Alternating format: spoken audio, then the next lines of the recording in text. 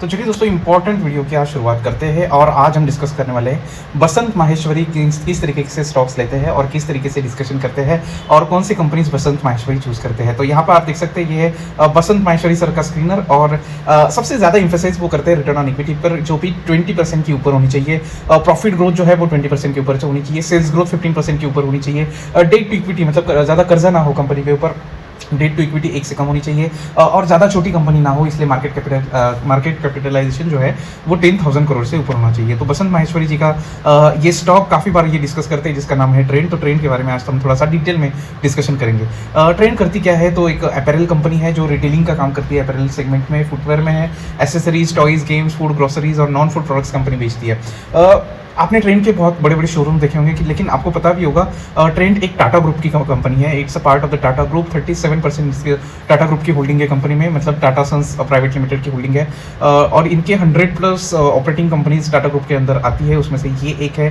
The group operates in over 80 countries and 6 continents. तो बहुत बड़ी, यहाँ पर बहुत बड़ा ग्रुप है।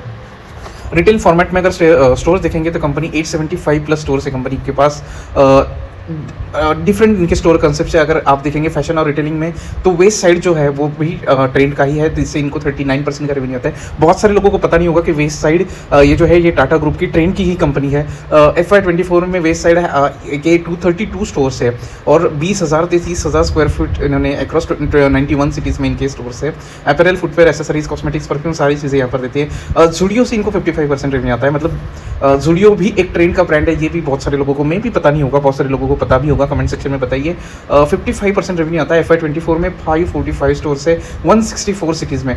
मेरा गांव बहुत छोटा गांव है महाराष्ट्र में, वहाँ पे भी ज़ूडियो का भी स्टोर खुल चुका है। मतलब इतना खतरनाक ये लोग एक्सपेंशन कर रहे हैं और काफ़ी वैल्यू फैशन कंसेप्ट है कंपनी के पास।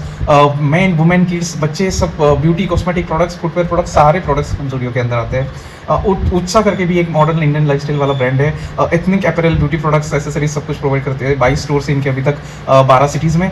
मिज़बू करके इनका ब्रांड है ट्रेंड का। एक अर्लियर लैंडमार्क इनका हुआ करता था। मिज़बू एक ब्यूटी और फैशन एसेसरीज प्रोवाइड करते हैं जेन ज़ी और मिलेनियल्स के लिए। 10 स्टोर्स और 6 सिटीज़ में ये लोग अभी काम कर रहे हैं। सामो आकर के लॉन्च, इसका फर्स्ट स्टोर लखनऊ में इनका लॉन्च हुआ था 2023 में। इनके पास 2 स्टोर्स है बेंगलोर और मुंबई में अभी फिलहाल के लिए जो ऑपरेट हो रहे हैं। लग्जरियस, ओकेजनल और एथनिक वेयर कंपनी प्रोवाइड करते हैं। फैशन और रिटेल में ज़ारा और मासिमो ड्यूटी करके बहुत बड़ा ब्रांड है ज़ारा। 2 सेपरेट एसोसिएशंस है और बहुत बड़ा ब्रांड है ज़ारा। अगर हम देखेंगे तो इंडिटेक्स का 51% शेयर होल्डिंग है, 49% ट्रेंड के पास इनका। सो एंटिटी जो है ज़ारा, ये 23 स्टोर है फिलहाल इनके 12 सिटीज़ में। पुणे में इनके ज़ारा के बहुत स्टोर है, मैंने एमनोरा मॉल में पुणे में देखा है। रिकॉर्डेड रेवेन्यू 2,870 करोड़ का आया था FY24 में। ग्रॉसरी रिटेलिंग में स्टार बाजार आपने सुना हुआ, ये भी ट्रेंड के अंदर आता है। तो मतलब जैसे कि रिलायंस का स्मार्ट मार्ट है या फिर डी मार्ट है, उसको भी अगर उसको टक्कर देने के लिए इन्होंने स्टार बाजार करके निकाला है। 66 स्टार स्टोर्स इनके पास है 10 सिटीज़ में, 18,000 से 24,000 स्क्वायर फीट के। अगर हम इनकी FMCG स्टेपल्स और फ्रेश फूड ये ऑफरिंग करते हैं, जो भी वेजिटेबल फूड, डेयरी प्रोडक्ट्स होते हैं, नॉन वेजिटेरियन प्रोडक्ट्स होते हैं सारे। यहाँ पर आप देख सकते हैं FMCG में 5 स्टार, क्लिया, स्काई स्टार, इस तरीके से इनकी ब्रांडिंग है। जनरल मर्चेंटाइज करके स्मार्टल करके भी एक है। अदर कंसेप्ट अगर देखेंगे तो ब्रोकर इंडिया लिमिटेड को इन्होंने एक्वायर किया था। ये 4 कैश और कैरी स्टोर्स प्रोवाइड करते हैं। बेसिकली ब्रोकर होलसेल बैनर इनके पास है। 15,000 से 20,000 स्क्वायर फीट का इनका भी स्टोर है। बहुत बड़ा ब्रांड है ट्रेंड, एक बहुत बड़ा ग्रुप है, एक बहुत बड़ी कंपनी है। टाटा ग्रुप की कंपनी है और काफ़ी सारे ब्रांड्स इनके पास। लेकिन दिक्कत ये है ना दोस्तों ट्रेंड में कि इसका वैल्यूएशन बहुत ज़्यादा है। वैल्यूएशन के बारे में हम तो डिस्कस करने वाले हैं, लेकिन अगर हम मार्केट कैप के हिसाब से देखें 2,64,000 करोड़ का मार्केट कैप है। ऑलमोस्ट 2.25 लाख करोड़ का मार्केट कैप है, आप सोच सकते हो। अगर हम स्टॉक का पी देखें तो 211 का पी है। 211 के पी पे आपको अगर आप खरीदेंगे, अगर इस स्टॉक ने अर्निंग नहीं दी, स्टॉक अर्निंग देगा, स्टॉक अपने पेस में चलता रहेगा, लेकिन 211 के पी मतलब बहुत ज़्यादा हो जाता है, बहुत ज़्यादा हो जाता है। मेरे हिसाब से अगर मुझे बोला गया होता कि ट्रेंड आपको 211 के पी पे लेना है तो काश मैं नहीं लेता। It's not possible to buy at this premium valuation. ROC और ROE अगर देखेंगे तो 23.8% का है, मतलब 27% के है सारे। तो ROE, ROC और रिटर्न ऑन इक्विटी दोनों, मतलब दोनों भी अच्छे हैं। उसके बाद अगर हम बात करेंगे डेट, तो 1,700 करोड़ का डेट है, कुछ खास इनके पास डेट है नहीं अभी। अगर पेज रेशियो की बात करेंगे, 3 का पेज रेशियो इनका, डेट टू इक्विटी 0.43 है, जो कि रिजनेबल है।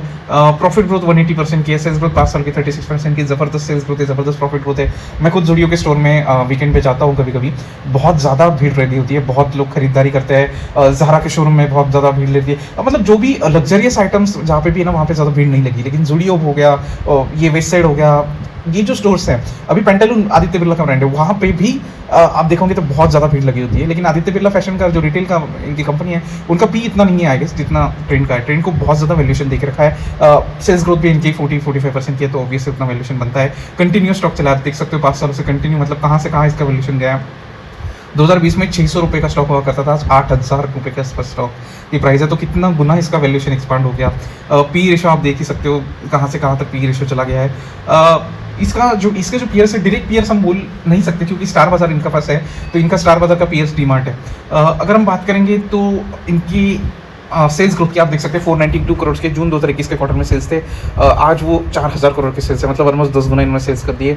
नेट प्रॉफिट भी यहाँ पर माइनस में हुआ करता था, -138 करोड़ का, आज 391 करोड़ का नेट प्रॉफिट है। पिछले क्वार्टर से गिरा है, 712 करोड़ का नेट प्रॉफिट आया था, इस बार 391 करोड़ का ही आया जून 2024 में। प्रॉफिट एंड लॉस अगर हम देखेंगे 2013 से, तो 2,000 करोड़ के सेल्स तब उनके तब हुआ करते थे, आज 13,000 करोड़ के सेल्स है। अगर -27 करोड़ के इनके तब नेट प्रॉफिट्स थे, बाद में कंपनी टर्नओवर हुई तो अभी 1,700 करोड़ के नेट प्रॉफिट्स है। तो यहाँ पे एक अगर हम पैटर्न थोड़ा सा चेक करें तो आप देख सकते हैं यहाँ पे जो एक्सपेंसेस इनके कट टू कट एक्सपेंसेस हुआ करते थे, लेकिन बाद में एक्सपेंसेस और सेल्स में थोड़ा सा डिफरेंस आते गया। एक्सपेंसेस कम किए, ऑपरेटिंग प्रॉफिट मार्जिन बढ़े, ओपीएम्स इनके अच्छा है, और यहाँ पर नेट प्रॉफिट उसकी वजह से अच्छा है। कंपाउंडेड सेल्स ग्रोथ 10 साल के 18%, 5 साल के 36 और 3 साल के 68% है। मतलब लास्ट के 3 सालों में इनके सेल्स जबरदस्त पीक हुए हैं कोविड के बाद।